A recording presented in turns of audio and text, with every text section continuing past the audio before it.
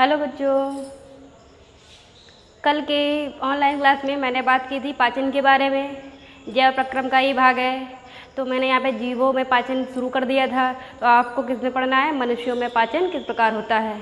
तो मनुष्यों में पाचन की बात मैंने कल की थी, या कल आपको समझाया भी था कि ये कितने स्टेप में होती है, केवल 4 स्टेप में। ठीक है, पहले स्टेप का क्या नाम है, मुख तथा मुख गुहा, इसे क्या बोलते हैं, माउथ एंड बक्कल कैविटी। दूसरा है ग्रासनली और इसोफाइगस। तीसरा है आमाशय, स्टोमच बोलते हैं इसको। और चौथा है आंत, इसको क्या बोलेंगे, इंटेस्टाइन।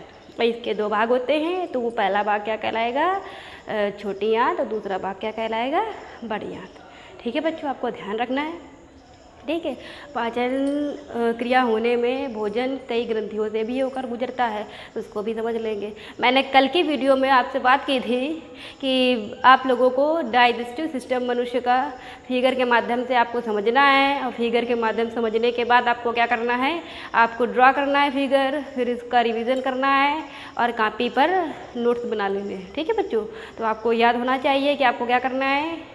पहले की वीडियो में मैंने बताया था कि आपको पेन, कॉपी, पेंसिल, रबड़, जिस चीज़ की भी ज़रूरत हो, ठीक है, आपको वो रख के बैठना है। जो भी आपको इम्पोर्टेंट लगे आप उसको पॉइंट आउट कीजिए। ठीक है बच्चों, तो चलते हैं आज की वीडियो में। कहाँ से शुरू करना है, आपका टॉपिक चल रहा था कि मनुष्य का पाचन तंत्र। तो बच्चों इसको अंग्रेजी में बोलते हैं डाइजेस्टिव सिस्टम।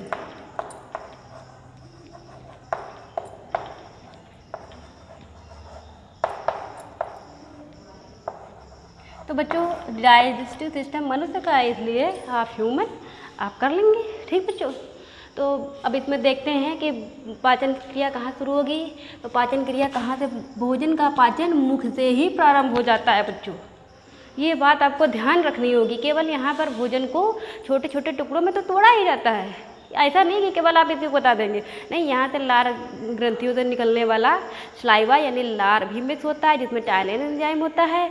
और यहीं से ये क्या करता है, कार्बोहाइड्रेट की जो जटिल शर्करा होती है, कॉम्प्लेक्स शर्करा, शुगर, इसको तोड़ने का काम शुरू कर देता है। इसको किस में कन्वर्ट करता है, एक स्टेप आगे बढ़ा देता है, यानी सरल शर्करा का एक स्टेप तक ये पहुंचा देता है। यानी कहने का मतलब कोई भी चीज़ है जो जटिल था उसको उसने क्या कर दिया, तो थोड़ा सा सरल कर दिया मुख से ही। ठीक है बच्चों, आपने देखा होगा कि आप भोजन खाते हैं, जैसे ही आपने इतना बड़ा टुकड़ा मुंह में रखा, क्या अब वैसा ही आप अंदर ले जाते हैं, नहीं, आप उस भोजन के टुकड़े क्या करते हैं, और छोटे छोटे पीसों में करके, यानी दांतों से आप चबाते हैं, छोटे छोटे पीस हो जाते हैं, और वो कैसा हो जाता है, चिकना हो जाता है। ठीक है, और चिकना होने के बाद कहाँ आगे के लिए खिसकता है। ठीक बच्चों, तभी तो पाचन क्रिया होगी। तो देखते हैं कहाँ से स्टार्ट होगा। तो ये बच्चों दिया हुआ है माउथ,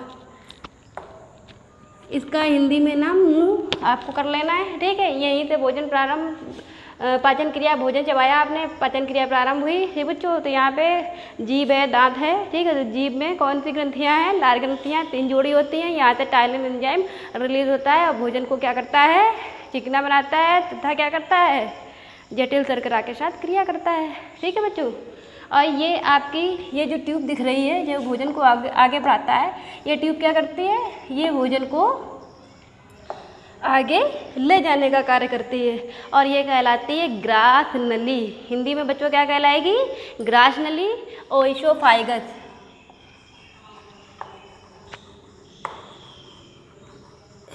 नोट डाउन कर लीजिए आप लोग।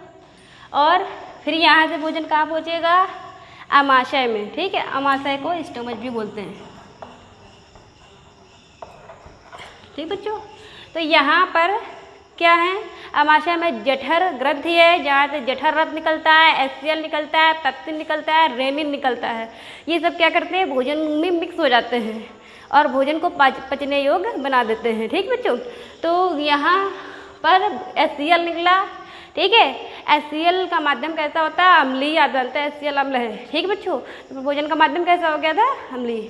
अब यहाँ से भोजन से जो प्रोटीन, विटामिन, ये सब कन्वर्ट हो गए, और थोड़ा महीन हो गया, और थोड़ा छोटा हो गया उसका साइज, तो ये कहाँ पर बढ़ता है, जाके जो भी ऑब्जर्व किए जाते हैं ये कहाँ बोलता है, या आगे पूछेगा। ठीक है बच्चों, लेकिन इसके पहले यहाँ पे एक ग्रंथि रखी हुई है, आप देख लीजिए, इसके ऊपर ही एक पिंक कलर की ग्रंथि होती है, बाइलोब्ड होती है। ठीक है, और ये हमारे शरीर की सबसे बड़ी ग्रंथि है, जिसका नाम क्या है बच्चों, आप लोग जान गए होंगे, यकृत। इसे लीवर बोलते हैं। ठीक है बच्चों, ये लीवर है,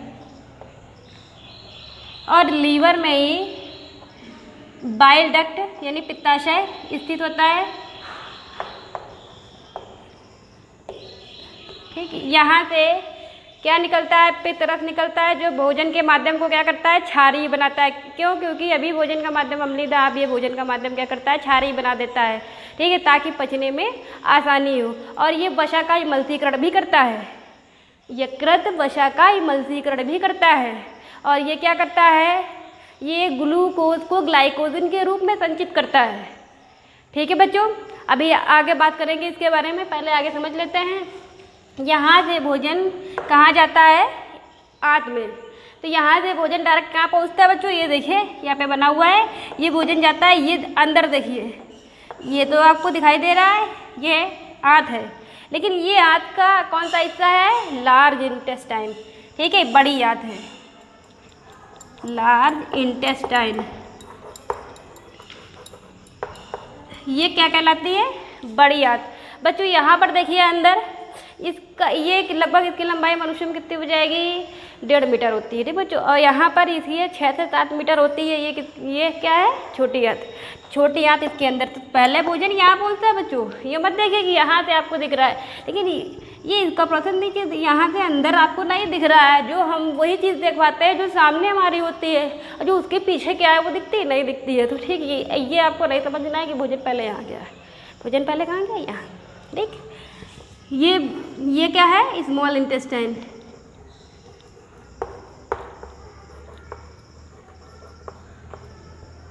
ठीक है बच्चों, यहाँ पर क्या होता है, यहाँ पर भी भोजन का पाचन होगा, लेकिन पाचन क्रिया में कौन सी क्रिया होगी, अवशोषण की क्रिया। सबसे ज़्यादा यहाँ पे कौन सी क्रिया होती है, अवशोषण की। ये भोजन से अवशोषण का कार्य करता है। ठीक, बाकी सारे कार्य हो जाते हैं और सब चीज़ अवशोषित कर ली जाती है, विटामिन, प्रोटीन, लवण, सब चीज़। लेकिन बच्चों अब आगे जब भोजन जाएगा, इसके बाद स्मॉल इंटेस्टाइन के बाद कहाँ जाता है, लार्ज इंटेस्टाइन। तो लार्ज इंटेस्टाइन में जब भोजन जाता है, यहाँ पर कोई पाचन क्रिया नहीं होगी, लेकिन अवशोषण होता है। यहाँ पे केवल जल का अवशोषण होता है, आपको ध्यान रखना होगा बच्चों। ठीक है, यहाँ पे जल का अवशोषण होता है। जो वेस्ट फिर पदार्थ बनता है भोजन करने के बाद, वेस्ट पदार्थ, तो उसको क्या करा जाता है, ये एक्सक्रीशन के द्वारा, उत्सर्जन के द्वारा मल द्वार से या गुदा द्वार से बाहर कर दिया जाता है। ठीक, तो गुदा द्वार को क्या कहते हैं, एनस। ठीक बच्चों,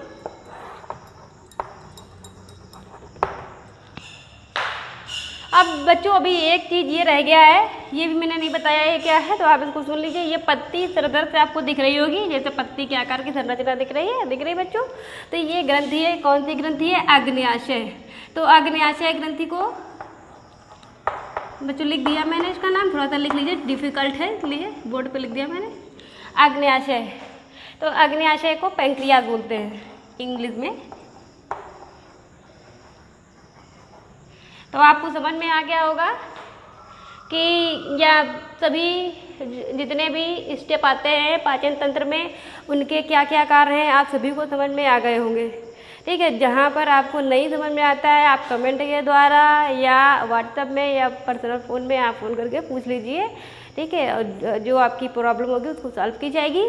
ठीक है बच्चों, तो आज का वीडियो बस यही तक है बच्चों, और फिर कल आगे बात करूँगी बच्चों। तब तक आपको क्या करना है, रिवीजन करना है और खुश रहना है। ठीक है बच्चों।